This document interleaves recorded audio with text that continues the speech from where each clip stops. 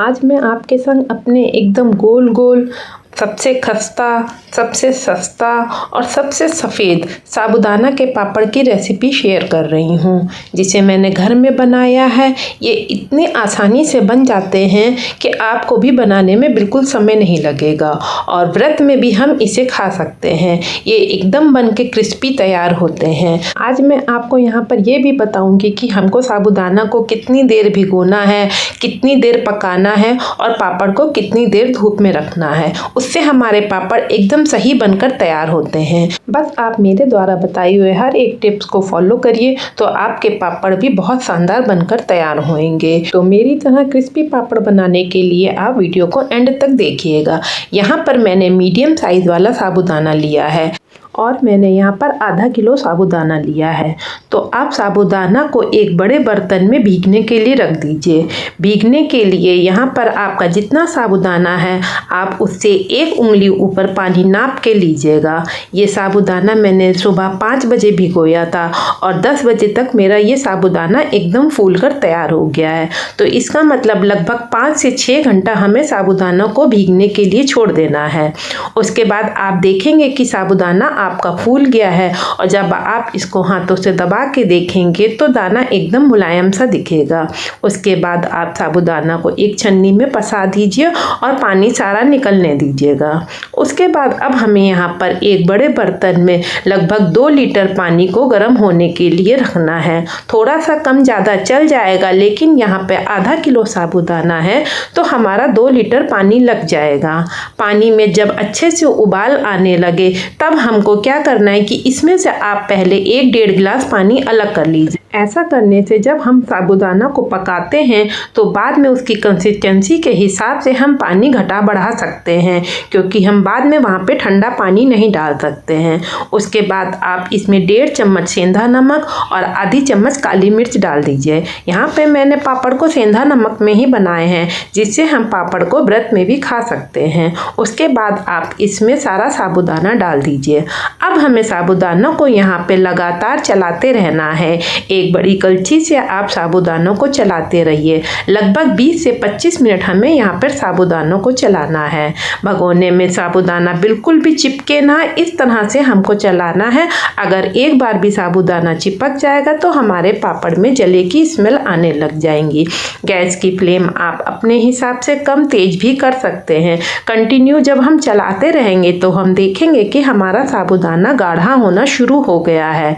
उसके बाद हमें ये चेक करना है कि हमारा साबूदाना अब पका है कि नहीं पका है।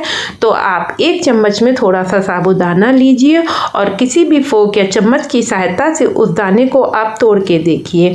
आप देखेंगे कि साबूदाना अच्छे से गल गया है। इसका मतलब अब हमारा साबूदाना अच्छे से पक गया है। उसके बाद अब हमें ये चेक करना है कि साबूदाना का घोल हमारे लिए ज़्यादा पतला या गाढ़ा तो नहीं है। तो आप एक प्लेट में 1 चम्मच से डाल के देखिए। अगर साबूदाना का पापड़ एकदम गोल आता है तो इसका मतलब आपका साबूदाना एकदम परफेक्ट तैयार हो गया है। इस समय ये अब हमारा पापड़ डालने के लिए तैयार है। इस सब प्रोसेस में अगर कभी आपको लगे कि साबूदाना बहुत ज़्यादा गाढ़ा हो गया है तो जो हमने यहाँ पर पानी निकाला तो वो आप थोड़ा थोड़ा यहाँ पर बढ़ा सकते हैं। उससे हमें कोई दिक्कत नहीं होती है, लेकिन साबूदाना पक के लास्ट में आपको प्लेट में चेक जरूर करना है। अब यहाँ पर हमारे पापड़ डालने के लिए साबूदाना एकदम तैयार है। एकदम मोती जैसे पापड़ बनते हैं। ऐसे पकाने से साबूदाना के पापड़ बहुत सुंदर बनकर आते हैं। अगर अभी तक आपको साबूदाना के पापड़ बनाने में कोई भी प्रॉब्लम आती थी तो आप इस तरह से एक बार बना के देखिए। बहुत जल्दी और बहुत अच्छे पापड़ बनकर तैयार होते हैं और जब ये सूख कर तैयार होते हैं तो एकदम ट्रांसपेरेंट हो जाते हैं और सेकने पर इसका एक एक दाना दिखता है। बिल्कुल मोती जैसे सफ़ेद सफ़ेद पापड़ बनकर तैयार होते हैं और आप बस कलछी की सहायता से गोल गोल छोटे छोटे पापड़ डालते जाइए। आधा किलो पापड़ से लगभग 100 से से 150 पापड़ यहाँ पर बनकर तैयार होते हैं। देखिए यहाँ पे पापड़ बनकर कितने ज़्यादा सुंदर लग रहे हैं। यहाँ पर अब हमें इनको धूप में सूखने देना है। साबूदाना के पापड़ आप जब भी बनाएं आप देखिएगा उस दिन तेज धूप होनी चाहिए। ये जब हमने डाले तो लगभग 12 बज गया है। अब यहाँ पर अब हम इनको 3 से 4 घंटा अच्छे से सूखने देंगे। जब तक धूप है आप इनको ऐसे ही पड़े रहने दीजिए। आप थोड़े 4 से 5 घंटे बाद देखेंगे कि पापड़ हमारे पलटने लायक तैयार हो गए हैं। ऊपर से टच करके देखेंगे तो ये सूख जाते हैं। तो आप धीरे धीरे इनको सारे पापड़ को पलट दीजिए। अगर कभी कभार हमारे पापड़ नहीं सूखे होते हैं तो हम ऐसे ही पॉलीथिन उठा के अंदर आप पंखे के नीचे डाल दीजिए और रात तक इनको एक बार पलट दीजिए। पलटने से क्या होता है, ये पापड़ हमारे दोनों तरफ से अच्छे से सूख जाते हैं और ये पन्नी में चिपकते नहीं हैं। तो आपको अब कभी भी साबूदाना के पापड़ बनाने में कोई भी परेशानी नहीं होगी। बस आप इस तरह से बताई हुई मेरी सारी टिप्स को फॉलो करिएगा। देखिए यहाँ पे अगले दिन पापड़ हमारे एकदम सूख गए हैं। आप इनको अगले दिन फिर से धूप में डाल दीजिए। 1-2 दिन इनको धूप में अच्छे से सुखा लीजिए जिससे ये हमारे बिल्कुल पूरी तरह से सूख जाएं। साबूदाना के पापड़ बनाने में वैसे बिल्कुल भी मेहनत नहीं लगती है। बस केवल 20 से 25 मिनट जो पकाने का टाइम लगता है उसी में मेहनत है। बाकी हमें डालने में 10 मिनट से ज़्यादा समय नहीं लगता है। तो इस तरह अगर आप साबूदाना के एक बार पापड़ बना लेंगे तो साल भर के लिए स्टोर कर सकते हैं। ये साल से 1.5 साल आराम से चल जाते हैं। आधा किलो साबूदाना में भी काफ़ी पापड़ बन जाते हैं। देखिए एकदम ट्रांसपेरेंट पापड़ और क्रिस्पी पापड़ बनकर तैयार हुए हैं। एक एक दाना इसमें अच्छे से दिखाई दे रहा है। साबूदाना के पापड़ को सेकने के लिए मैंने यहाँ पे एक कढ़ाई में थोड़ा सा तेल गरम कर लिया है। अच्छे गरम तेल में ही हमको इन पापड़ों को सेकना है। गैस की फ्लेम को भी तेज रखना है। आप पापड़ को डालकर कलछी से दबाते रहिए। देखेंगे कि पापड़ हमारे फूलने लग गए हैं। जितने छोटे पापड़ होते हैं उसके जस्ट डबल ये फूल कर तैयार हो जाते हैं और क्रिस्पी तो इतने ज़्यादा होते हैं कि आप खुद देखेंगे कि ये कितने ज़्यादा फोसरे बनकर तैयार हुए हैं। इस विधि से बनाए हुए पापड़ कभी भी पीले नहीं होते हैं। रखने के बाद भी ये पीले नहीं पड़ते हैं। सेकने के बाद तो ये और ज़्यादा सफ़ेद हो जाते हैं। तो आप भी एक बार इस तरह से साबूदाना के पापड़ बनाइए। एक एक दाना परफेक्ट दिखेगा।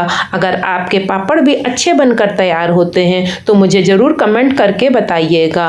और अगर आपको मेरी वीडियोस पसंद आती हैं तो उसको लाइक करिएगा। और अगर अभी तक आपने मेरे चैनल को सब्सक्राइब नहीं किया है तो मेरे चैनल को सब्सक्राइब भी करिएगा। देखिए यहाँ पर मेरे कितने सारे पापड़ तल के तैयार हो गए हैं। बहुत सुंदर से पापड़ बनकर तैयार हुए हैं। ये क्रिस्पी बहुत ज़्यादा होते हैं। कहते हैं ना पापड़ बिना दांत वाला भी खा ले, तो उससे ज़्यादा फोसरे पापड़ और क्या होंगे। तो ये पापड़ मेरे उतने ही फोसरे बने हैं कि आपको दांतों की ज़रूरत ही नहीं है। आप होठों से भी इसको खा सकते हैं। बहुत ही ज़्यादा फोसरे पापड़ बनकर तैयार हुए हैं। ना तो हमें इसमें सोडे की ज़रूरत होती ना बेकिंग पाउडर की। ये नॉर्मल ही इतने अच्छे से पापड़ बनकर तैयार हो जाते हैं। बस हमें सुखाने के लिए यहाँ पर परफेक्ट धूप होनी चाहिए।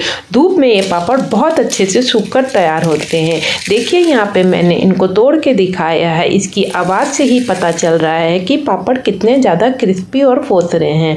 तो आप भी इसी तरह से पापड़ बनाइए और मेरे वीडियो को ज़्यादा से ज़्यादा शेयर करिए। Bye bye.